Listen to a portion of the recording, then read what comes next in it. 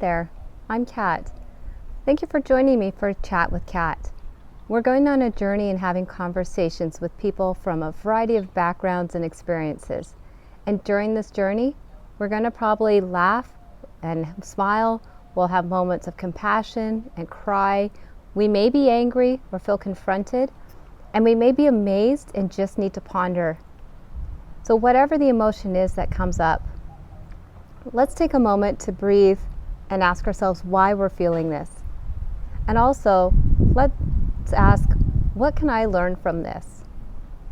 So go ahead and like, share, subscribe, and make sure that your friends and family and colleagues and anyone you feel could get something from this gets to see this. So let's get on with our journey with Chat with Kat. All right. Well, Hi, Pamela.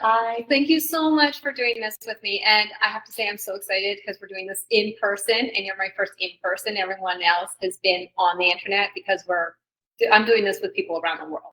So thank you so much for doing this with me and spending time to have a conversation. Well, thank you for coming over to do this. It means a lot to me.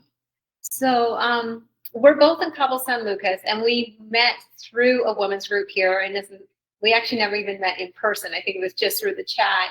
But a lot of people probably don't even know who you are. So why don't you take a minute, tell us a bit about you. Okay, well, my name is Pamela. I'm from Canada.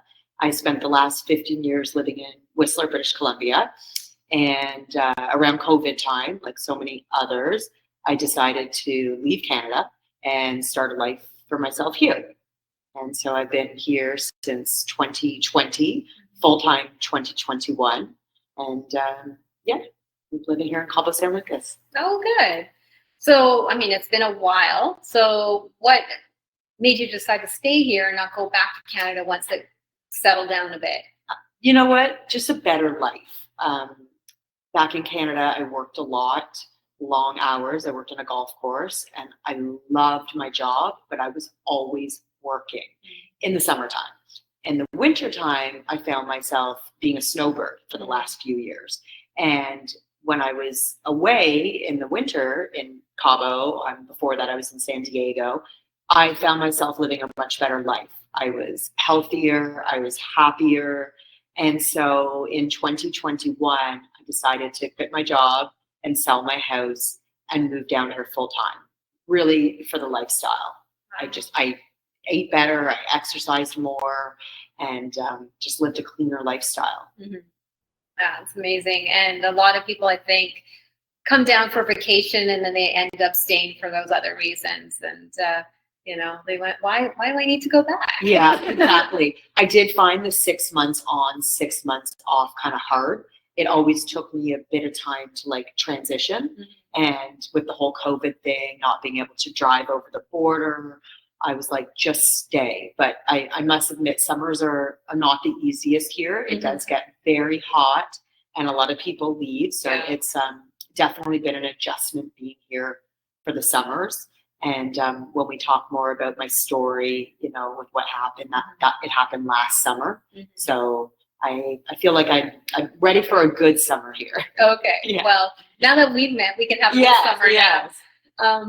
But you mentioned you have a bit of a story, so do you feel comfortable talking about that? I do. So it's not the easiest story to share, and I feel like sometimes I'm able to talk about it more than I'm able to sit with it. Mm-hmm. But I need to do all of it. I need to talk about it. I need to look at photos. I need to feel it. So I'm just going to share, basically what happened. So last year in the summer, August 19th, 2024, sorry, we're 2025 now. I had a flood in my house, and my house needed to get renovated. So I took my dog, Henry, who I had found on the streets a few years before. It was my life. Henry was my love, my soul dog. I took him to daycare, and he somehow escaped, and I never got him back. And there's a whole, chain of events that happened, but that's basically, it's a year later now, and I don't have my sweet boy. And I know this is hard because I understand having a little fur baby. It is your family. It is, your partner, your child. But when you went through that experience, how did you find it being down here in the community, or just being in Cabo? So it was pretty amazing. Like at first when it happened, I freaked out. Like I absolutely what happened was I dropped him off, and I was a bit of a helicopter mom. I was a little bit nervous. It was Henry's second day at daycare. He had gone on the Friday before, and they said he was okay. He was fine. And then on the Monday, I took him back, and I dropped him off at about 10 o'clock in the morning. And then I messaged them at 1 o'clock saying, "Hey, how's Henry doing?" And it was on WhatsApp, and they read it, but they didn't respond. And then I called my friend and I said, "Hey, do you think I should call them?" We were on the phone, my girlfriend and I, and she was like, "Just relax. Like he's fine. They're probably busy. You need to stop worrying about him. He's in a daycare facility. He's going to be just fine." So I was kind of busy running my errands. And then I messaged again at 3 o'clock. I'm kind of getting annoyed now. Like, okay. And I was like, "Hey, what's up with Henry? Please let me know he's okay." And again, they read it and didn't respond. So now I'm mad. So I'm driving over there now. Like I want to go check on my dog. I want to pick him up. And when I got there, it was about just after 4, I believe. They had sent me a text message as I was driving, so I didn't see it. And it basically said, "Hey, we have a problem with Henry. He jumped the fence and he got out and he didn't let himself get caught. And all of Cabo is looking for him." And so in this time, we found out that Henry actually got out of the daycare at around 12-ish because we had got video evidence of him running on camera at a local establishment at, I believe it was like 12:22. I don't know why these numbers are sitting in my head. And so they were chasing him on motorcycle. And then we also got him on camera, the same camera, not being chased on motorcycle at around 3-ish. Don't remember the exact time. So I know that Henry did escape.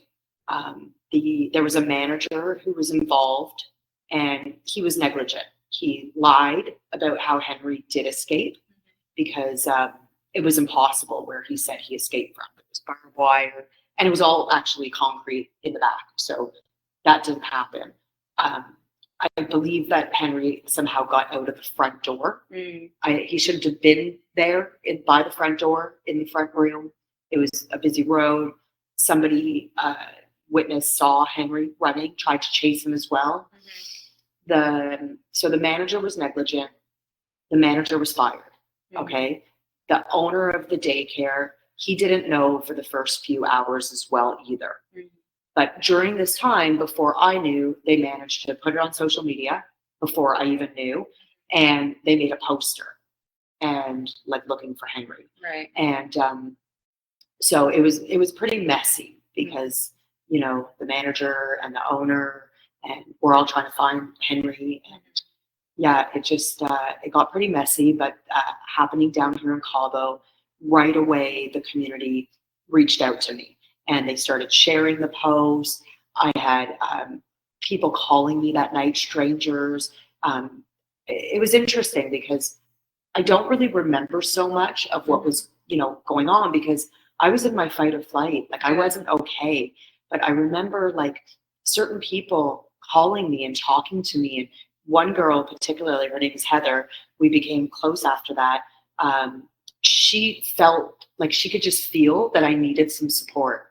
And we're around the same age, and she's a single, dog mom, and that was like me and Henry too. And she reached out to me, and she comforted me, and she was there for me through the whole process. So many people were in the community. I had people doing search parties. There was a gal who started a search group, and people came out and were handing out flyers and walking around. It was boiling hot. Yeah, I was pretty, I feel like I saw the best side of Cabo, and I also saw a really bad side of it. There was a big reward involved. It was about $1,000 US, 20,000 pesos. But with that reward, it did bring a lot of ugly. I had a lot of extortion threats. I had a lot of Photoshop pictures, a lot of scammers, threats. So I had to deal with that. I had men expose themselves on camera to me. So that was the worst side of it. Yeah, I didn't feel like I had protection from the government. I must say that. They kind of felt like, well, your dog went missing and the owner wasn't present and the manager was fired and you signed a consent form. But I wanted to make a complaint at Profeco. Right. Profeco. Yeah, I just felt like it was pretty negligent how everything was done, but they didn't want that. And I do also want to actually add, because it's very important to add, that at the time that this all happened, the owner of the daycare at the beginning, he was helping me. Okay, he wasn't in town; he had to leave town, but afterwards he was helping me. I felt like we had different ideas of kind of like what needed to be done, and I mean, who knows? We were all panicking. Right. He was panicking because his business was under stress, Right. and I'm panicking because my dog's gone. Right. And so we didn't quite see eye to eye at the time, and we did have a falling out. Okay, I was hoping to get more support, but since then, the owner and I have we are okay. We have like come to terms with what happened, and I truly never wanted his business to suffer. Right. The daycare has since shut down. Yeah. Okay. I don't wish anybody's business to suffer. I realize now, after doing a lot of therapy and a lot of work, like, you know, he's a human being too. And he also was in his fight or flight. Yeah. And, you know, we all maybe could have reacted differently. Right. Like, I was definitely manic. I was not probably an easy person. I was a mom who lost her dog, and I was freaking out. So I do have a lot of compassion for the owner of the daycare, because he took abuse. The community did, you know, beat him up with this. And I must say that if it's easier said than done, okay? Yeah. If you put yourself in the situation, you know, we can say, oh, well, I would have reacted this way. Like, I felt like I would have reacted differently than maybe how he did. But I understand he did what he was capable of doing. Right. He didn't, you know, we have no ill feelings towards each other. Right. So it was a really, really challenging time for both of us. Yeah. And I can say that, you know, the manager was totally negligent. Right. He knows that. I know that. I mean, a dog shouldn't be able to escape from daycare. They chased him on a motorcycle. They didn't let me know for 4 hours. Like, that is all very negligent. So, you know, I did try to go to Profecto to make a complaint, because I felt like this was wrong. Right. And, you know, and I didn't get the response I was looking for. I was a little let down by that. I'm not going to lie, if I have to be honest.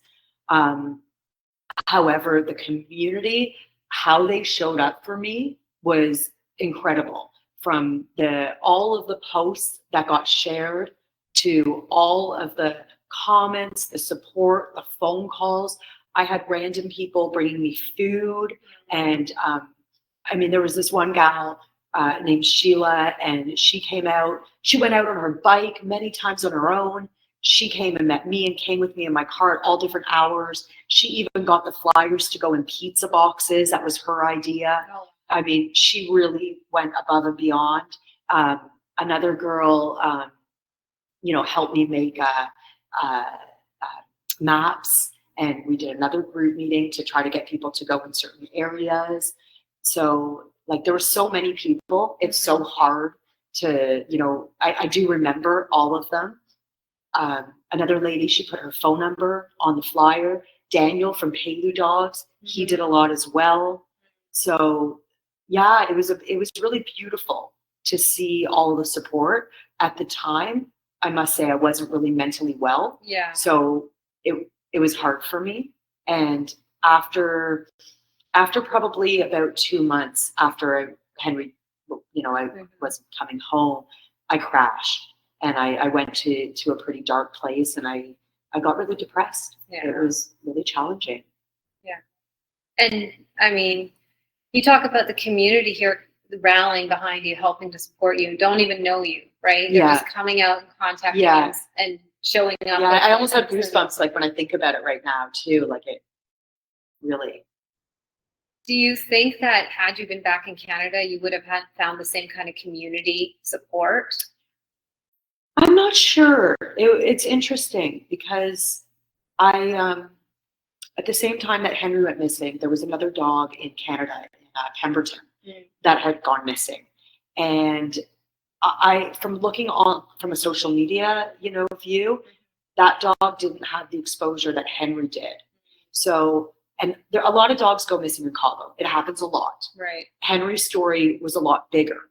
And I'm not a social media girl myself, and I didn't really know what I was doing when Henry went missing. Right. I started sharing a lot of vulnerable posts and photos of me and Henry.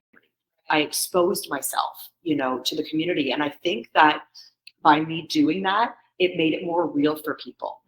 They saw the desperation. Right. They saw how hurt I was, how desperate I was to find my dog. And I think that actually helped get a lot of exposure and have people reach out to me personally. Okay. So I don't know if it was like in Canada. Something else was interesting too. I think every single person who helped me with Henry, from any like that you did, any share that somebody did of a post, I pretty much would go through any time that somebody put a dot to bump it up, I would put like a care sign on that. And I tried to acknowledge every single type of support. Wow. And thank every single person. And I think that helped too, because people appreciated that I've acknowledged what they've done for me.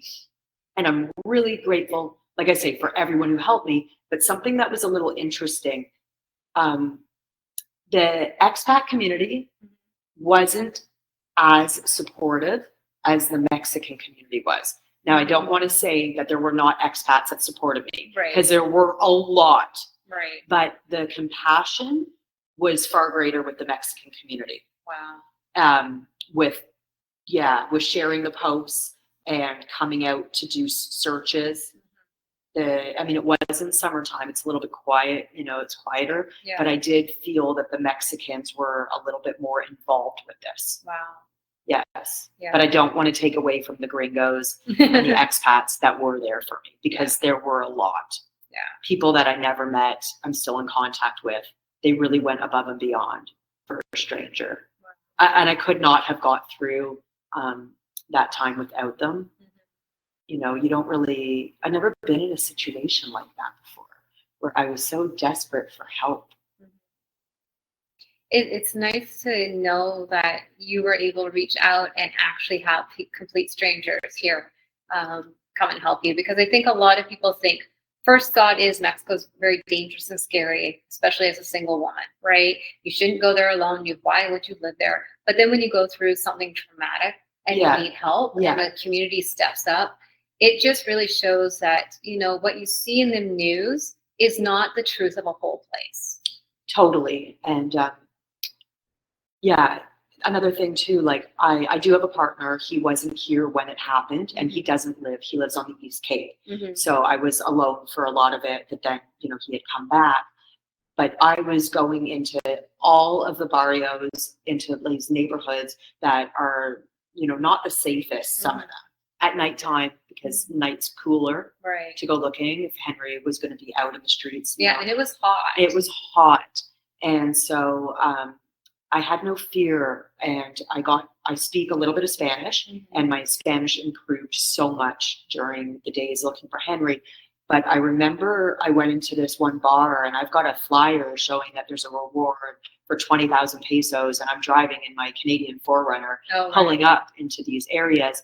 And I went to this one bar, and I didn't know it was like a drug dealer bar. And I walked in there like, hola, soy Pamela, I need your help. I'm looking for my dog, all in Spanish. And they were taking me seriously, and I never ever once felt like I was in danger. You know what? One night I was out by in downtown by the Amelia Wilkes Plaza, and it was pretty late. I think it was around 2 a.m, and I was walking down streets, and it was one night that there was some drunk people, and it was time to go. Right. There was only one time that I ever felt not, so safe. But every other time they welcomed me. I would go knocking on doors in areas where I thought maybe he would be, and everybody welcomed me with open arms, all of these Mexicans, and they were so kind to me. Yeah. It's so nice to hear that, because people get this stereotype of what a country is like, what a community is like, what a certain type of people are like. And to show that, no, those stereotypes don't fit. Yeah. Right? Especially when that's what's being portrayed to you through filters that you're not in control of, right? And the truth is that there are some really wonderful people there with good hearts. And you found a bunch of these people where you didn't think you would find them, right? Totally. Yeah. Like, they were so kind to me. And even I remember one Saturday morning, somebody was convinced they saw Henry run across the highway to the mall, the Puerto Paraiso Mall. And so, 5:30, 6 in the morning, I'm getting up to go there, and I see some workers, some guys that are vendors, and they were like, "Oh yeah, we think we saw your dog." And then they took me over to a group of guys, and the guy was like, "I saw your dog. I swear I saw him this morning." And that guy and his friend, they were like, let us help you. And this is early in the morning, and these guys, they were workers. One was a worker in like a nightclub, strip club, I don't know. Yeah. And the other one, I don't really know what he was doing, but I know that maybe not involved with some of the best things. Right. And one of the guys had 3 teardrop tattoos here, and I'd never seen that before. He told me it was for when his grandmother died and his mom died. I'm pretty vulnerable. But anyways, these guys, I've kind of learned that might mean something else. It does, right? It does. Yeah, and so I didn't know that. We won't say what it is, but those guys came with me all morning. And they walked around with me, handing out flyers, taping up the flyers, asking everyone on the streets. And they didn't want anything from me. I took them for breakfast, and I did insist that I gave them a little something for helping me. Right. One of the guys didn't have a home, and he let me buy him a hotel room for the night. Oh. I didn't join him. Yeah. Thank God. I'm just not in the hotel room. Yeah. But I'm so grateful for that, and they just were so kind to me. And here I am with these people like that I would never have come into contact with. And, we did share stories over, and over a meal. And it was just beautiful to see how they didn't look at me as this gringo here and taking advantage of me. They just wanted to help me. Yeah. Yeah, I feel the same. I've been here about 3.5 years now. And I have to say the community here are, for the most part, are really wonderful. People have stepped up and tried to help me when I broke my leg, and, go in the store for me. And of course I gave them the pesos and paid them for it. But, they're just so kind. And I find that the community here, they would give you their last shirt on their back. Yeah. They honestly would. So it's nice to hear somebody else talk about the community and help people step up and really try to help a stranger out here, because I do think people have this really strange view of what it's like down here. Yeah, it's not at all like that. Interesting that you asked me, do you think I would have had the same support in Canada? And I never thought about it that way. I know that I would have had support, but it was mind-blowing how much support I did have down here. And I mean, there was one morning where my mother, she worked at La Comer, the grocery store, and she had thought she saw Henry in a school and in a certain neighborhood. And she reached out to me, and I met up with her in the La Comer parking lot. She was with her son, and we drove around. And at the end, I wanted to give her some money. Yeah. I wanted to just give her 500 pesos. Thank you for your time. She would not accept it. Wow. She wouldn't accept it, and that was like really beautiful. Like here these people are, like they were just coming out to help me. They didn't want anything from me. Right. They just wanted to support me. Yeah. So, you know, I'm so grateful. There's another lady who rescues pit bulls down here, Katina. She does, she works really hard to help these dogs. And she was helping me figure out the pictures that were photoshopped. Oh. And she was helping navigate the scammers, the Right. Mexican scammers, you know, and I couldn't have done that. Like with all of the people Right. that helped me, I could not have got through that time, you know, without them. And I'm still close with a lot of the people that I met. Like definitely my life changed, you know, from losing Henry. I wish it never happened. Right. I'm grateful to have met the people that I have met and to see like how beautiful, like for people to do that. And I want to give back too so badly to help, you know, the community and help in any ways that I can. I've been currently helping another lady who has lost her dog. And she's like, I'm so grateful for your help. I mean, her dog has not been found. It's been missing for a month, but like, I just know what it's like, you know, and it's actually interesting. There's a small group of us on Facebook that have lost our dogs, not like the way Henry, it's a missing dog. And we're in contact with each other. Another dog went missing the same day as Henry, a golden retriever. And I have yet to meet her in person, the mom of Nala. Nala was the name of the dog. But, you know, always checking in with each other. How you doing? And we do want to meet. And so there's another lady in La Paz that's lost her dog, and we've been in touch. And I feel like we need to create like a support group for people who have lost their dogs, like missing dogs, because it's truly something different. It's, you have no closure. Right. How do you process this? Yeah. So, and I guess the only way you could even say this to somebody who doesn't have a pet, who doesn't know what it's like losing a family member suddenly. Yeah. Henry was with like no my son. warning. Right? Exactly. So that was something that was a little challenging for me because I had expressed that to some friends, and like, this is like if your son was to go missing. They didn't really feel the same. And I think it's like, I have no children. So for me, like my animals really are my children. And so that was a little challenging because I was like, no, this is like my family member just gone missing. So, and truly right now, I believe that Henry's either resting at peace, that he didn't survive, whether he died in the desert, dehydration, he got hit by a car, or maybe somebody has him and they don't want to give him back because he really was the sweetest, most amazing dog ever. Like, I miss him so much. It's still so hard to look at his photos. Yeah. There's this lady in Cabo, talk about, you know, more of the community, that wanted to meet me for a coffee. And she does portraits, and she painted a portrait of Henry. Oh, nice. I couldn't accept it.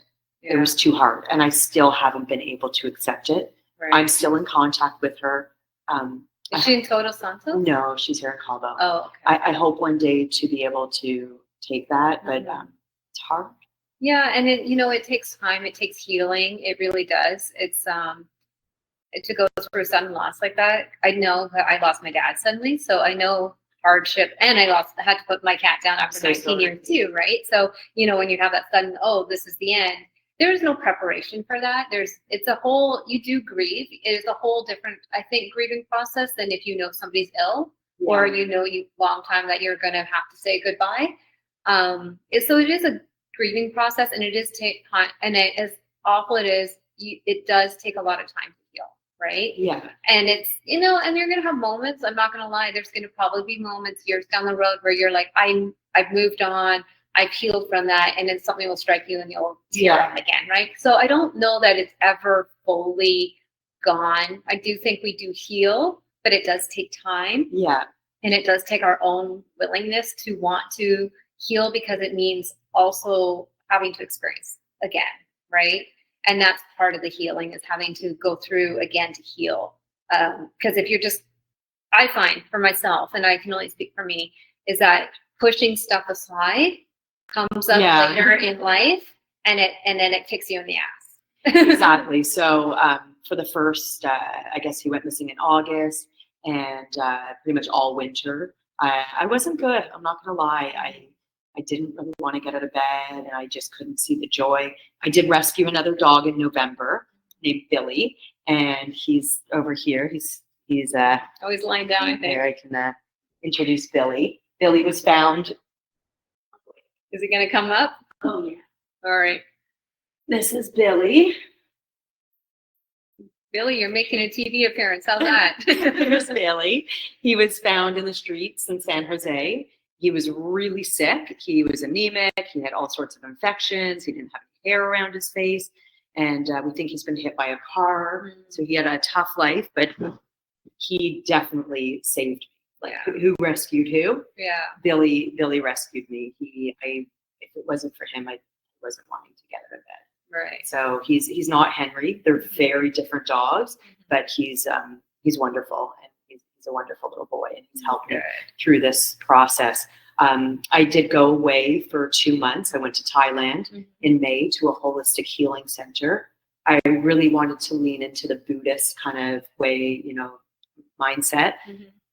Nothing's forever. Everything changes, and it just taught me a lot about accepting, and I did a lot of therapy, a lot of work, because it broke me losing Henry, and I was so exposed. Like, I'm pretty quiet person. I was never really big on social media, and here I've got my whole world exposed, all my photos and my story and everything, and so it was a lot.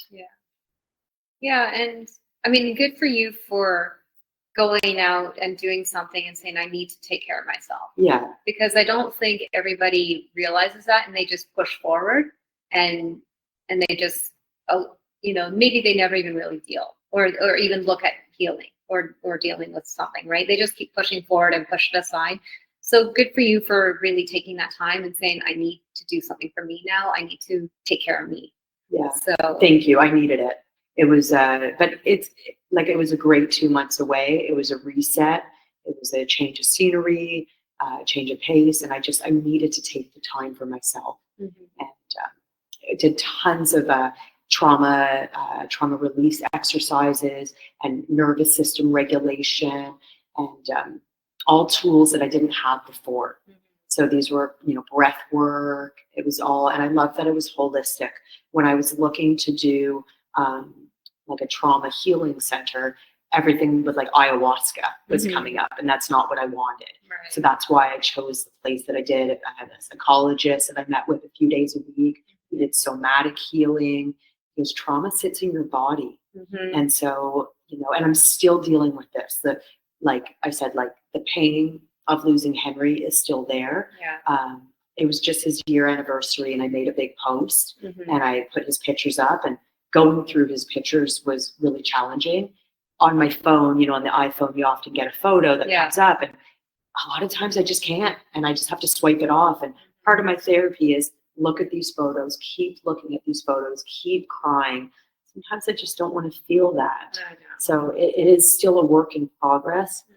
Certain songs I can't listen to, because they remind me. Henry liked to dance. He was a dancer. He could go up on his 2 legs and dance. And so a lot of songs, I'm not there yet. So this is still like a work in progress. I have a missing piece in my heart, even though Billy is filling my void, filling a void but I'm always going to have this missing piece. Well, and that's the thing. I mean, you're always going to love someone, and when you do lose them, you can bring more love into your life, but it's never going to replace that one love, one, because that one person, that one animal is unique. We all are, right? Yeah, exactly. We're not, even twins are unique people, right? So we're all unique. We're all different. We all have our own personalities, our own little things that, are like ticks or whatever, right? Exactly. And that doesn't mean we can't love again and we can't have joy in our lives again. Yeah.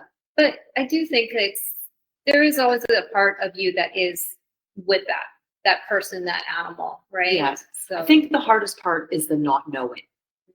I try to not let my brain go like, oh no, did he suffer? Did this happen? I think of his little face, and like Henry didn't like to have a wet face. When he would get it wet, I'd always have to clean it and dry it. And so it's, he was my little boo. Yeah. He was a little baby boy.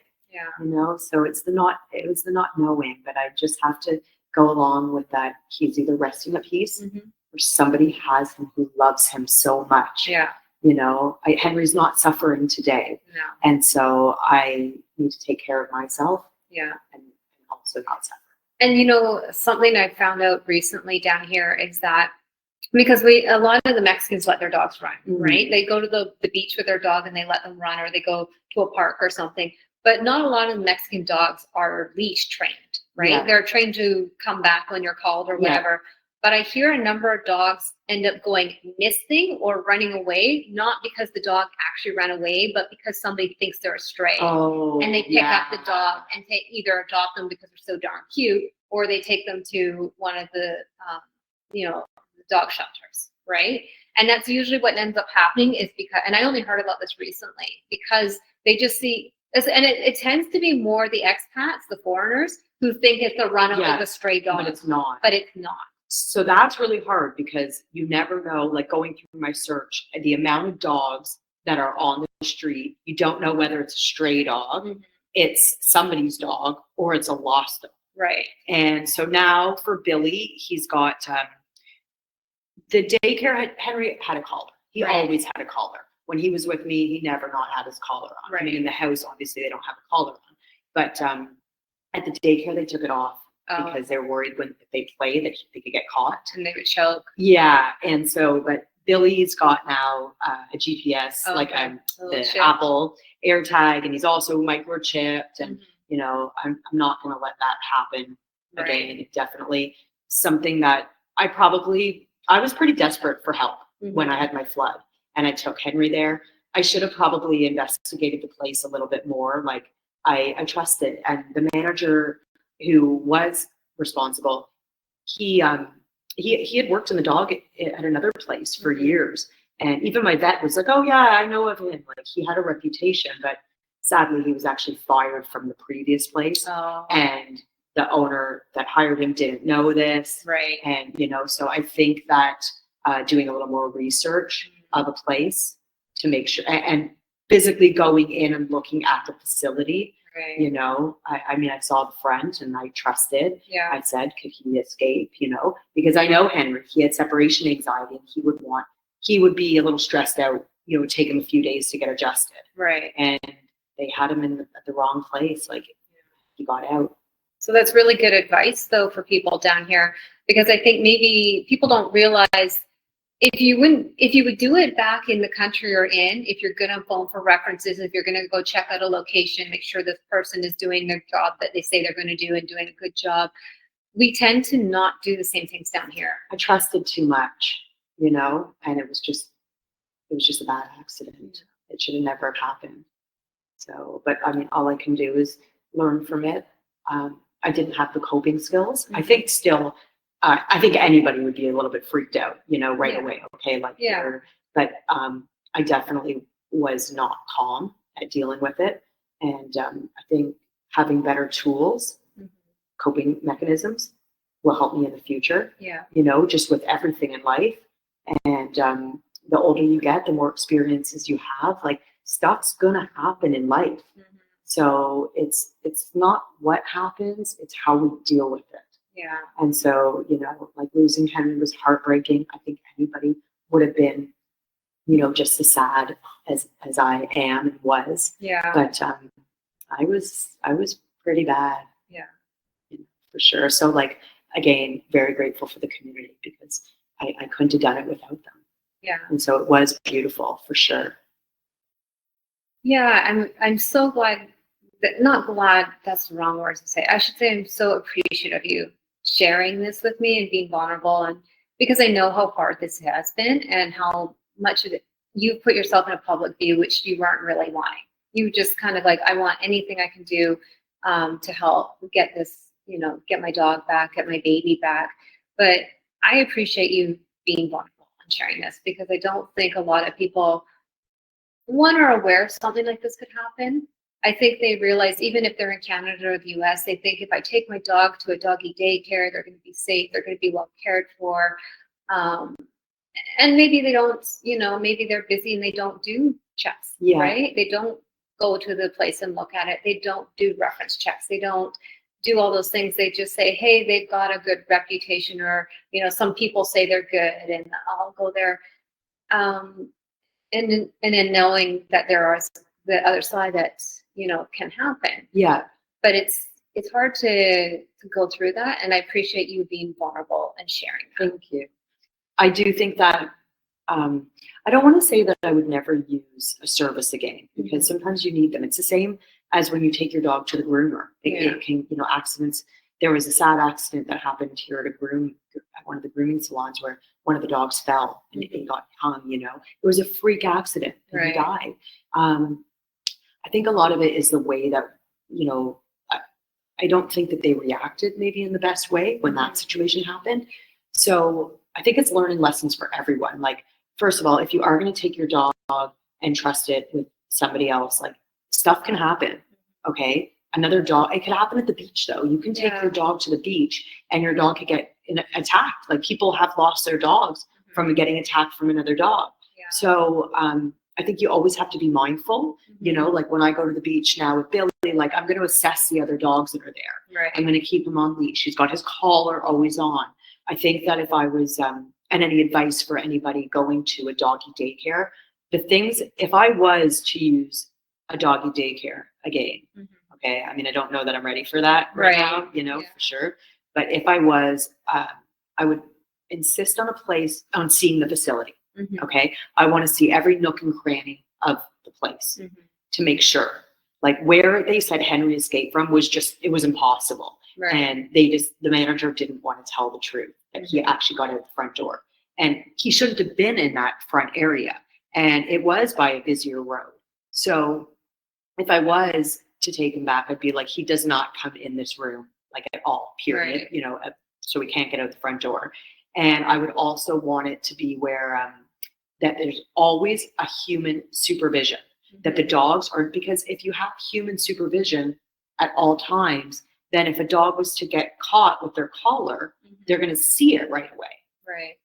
I wouldn't be comfortable taking my dog to a place where they took the collars off again. Right. If Henry had a collar on, that could have been, that could have helped him. Somebody would have seen him with the collar on, who could have called me right away. Because your number was on. Yeah, of course. So I don't like that the collars came off. I do understand where they're coming from, that they could get caught and, choke or something. But I think that the collar, I want it to be after what I went through, and just to see the place and to know the people, and just be extra diligent with, checking on everything. Because I don't necessarily think that this doesn't happen every day, and you should be able to take your dog to a daycare without having this happen. For sure. Yeah, and it's the same. I think if people are thinking, well, they can't associate because they don't have pets, they don't have that feelings for animals like we do. But if they thought about if they're taking a kid to a daycare, like, what would they just drop their kid off at some random stranger's home and say, they should be okay? Like, I do feel I do feel a little bad, and I have a lot of guilt and shame for that. Like, I went to the place, I met with the manager, Henry did a trial, I went into the garden and I saw where he was in the garden, but I asked to go in the back room, and I said, are they in kennels? Because if they're in kennels, I don't want to take Henry. He doesn't like being in a cage. Right. And he said, no, but they were actually kind of in kennels. They just weren't enclosed. It was like a concrete, like, block, like boxes, but they were open.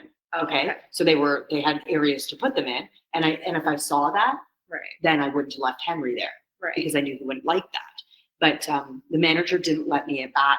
They were doing some renovations or something, and he showed me the garden areas, and I trusted on that. I trusted that the guy worked at the other daycare for years. It had a big name, I really honestly I needed help. I thought, what could they do to my dog? He gets along with other dogs. I never in a million years would have imagined something like this. Right. So I do have a lot of guilt that I didn't investigate it further. Yeah, but I mean, it's always hindsight's 2020, and I think, I know it's painful, but try not to be so hard on yourself. I mean, I've had because to let go. you did what you thought was best at the time, like Yeah. the information that you had, Yeah. right? And hindsight is 2020. We can always go back and say, I should have, I could have, I and know. would have, right? So I guess if anybody can learn from, what I went through is to really just, if you're going to take your dog somewhere, investigate it, check out the facilities, and I would insist for the collar to stay on. Yeah. Yeah. And I think too, it's good for us to learn to listen to that intuition. If something doesn't feel right, we should trust that. Yeah. Right? We may not know why, but I truly believe that there's a reason for those things. There's like a little messages coming through, right? Like today when I had the thing at the gas station and I was like, no. Okay, that's it. Let me see if this happens so I can do this. So I can leave, because there's no way why are you doing this to my, and I just, something said, get out, go, move. And it wasn't a physical danger. Like, I want to be clear. It was just more, I was afraid they were going to damage my car. And I'm like, this is ridiculous. I'm at a gas station for gas. So I don't want to be like, hey, this, but I just felt like this isn't going to end well. Yeah. If I let them do what they want to do here. So I was just, figured it out and left, and it was fine. But I just want to make it clear, I was never in danger. Yeah. But it was just, I hear you. I think it was just listening to myself. Like, as soon as I called them and said that, hey, how's Henry doing? Or messaged them, and they didn't get back to me. And then I called my girlfriend and I was like, but I should have picked up the phone and called them right away. She was like, just trust them. They're fine. Just, you're too worried all the time. Yeah. Well, and I guess, I mean, that's something good to learn now. It's like, I should trust when something doesn't feel right. Exactly. Right? It doesn't matter what the situation. If it doesn't feel like, oh, this is really great, maybe I shouldn't. Exactly. And who knows what the reason is, right? Like maybe it's like, hey, maybe I don't, like, you're going out somewhere and you're just like, oh, I'm just gonna go do this first before I leave the house, right? It might seem like nothing, but maybe that stopped you from getting in a car accident. Yeah. You don't know, right? So it's trust your gut. Trust your gut, right? Like, exactly. And I think it's something that we've been in such a fast-paced world that we stopped listening to our guts and stopped listening to our intuition or inner voice, or whatever you want to call it, right? Yeah. So one nice thing being down here in Cabo, though, I have to say that I've had to acclimatize myself to being slower in reaction and slower in a lot of things, because it is so different from the fast pace of Canada in so many ways that you're just like, okay, patience. Like Mexican time. Yeah. Mañana. A little bit late. Yeah. When everyone says mañana, mañana. Exactly. But I'm sad about Henry, but I'm grateful, for what I do have in my life, and I'm grateful for the community. I'm grateful for little Billy right here, and so I just have to keep practicing gratitude, because I do have so much in life to be grateful for. Yeah. I did have, an awful experience that I don't wish for anyone. I don't wish anybody to have to go through what I went through. But, bad things happen to good people. Yeah. And it is good that you're finding the gratitude, and that you're finding, an ability to love another creature again, and open your home and your heart. I know it's not the same, but it's a great thing that you're able to do that. Thank you. So, he's a good little boy. He looks like he's trying. He's a sweet boy. Yeah. He's happy just to sit on my lap for all this time. So good. So now that you're here, you're gonna work on, I don't know, permanent residency. Is it your temporary? I'm not really sure what the future holds for me. I have my temporary residency, but I'm not really sure. Still figuring it out. Okay. Yeah. But at least you got a good view, and you're at the Yes, I do. I have a good view. I'm grateful for that. I'm in a safe place, and I'm starting to meet a lot more people down here and enjoy it. Thank you for your time today, for sharing. Do you have a last takeaway or a last thought you want to share about anything? It doesn't have to be about this. It could be about anything at all. Just love your pets. Just squeeze them a little hard. And if you do see a dog that looks like Henry, you never know, you know? Yeah. Maybe somebody has him. And if you do have Henry and you're seeing this, you can give him back at it. And I won't be angry. I won't be mad. I just want my dog back. Yeah. You know, or take really good care of him. Yeah. And thank you to the community. Like seriously, for all the people that did everything. Like I can't. Gosh, it's just I'll never forget. I'll never forget what the people here did and all the messages and the Mexicans, how they welcomed me, and yeah, it really was beautiful. Sharing every poster, every like, every comment, all the support. Like it's overwhelming. Like some of his posts, you know, got shared thousands of times. You know, for a lost dog in Cabo, that doesn't really happen. Yeah. So I'm really grateful. You know, hold on to your dogs. don't let them get away, and put a leash on them, and don't let them roam free. And let's stop the lost dog situation in Cabo. Yeah. Yeah. And that's, yeah, a lot of people think a dog is a stray when they're not. So Exactly. So if you have a dog that roams free, put a collar on it, put a tracking device on it, put your phone number on it, you know, so if someone does find it, you know, but dogs shouldn't be roaming free on their own. I don't know. They shouldn't be. There's too many cars. You see too many situations. This is a city. Yeah, people keep forgetting it's a beach town, but it's still a city. It's still a city. Exactly. Yeah. Well, thank you very much. Thank you so much. I really appreciate it. Thank you for listening to the story of Henry. And like I said, there was, you know, I saw a not so great side, but I also did see the best side of this country. I really did, with the support.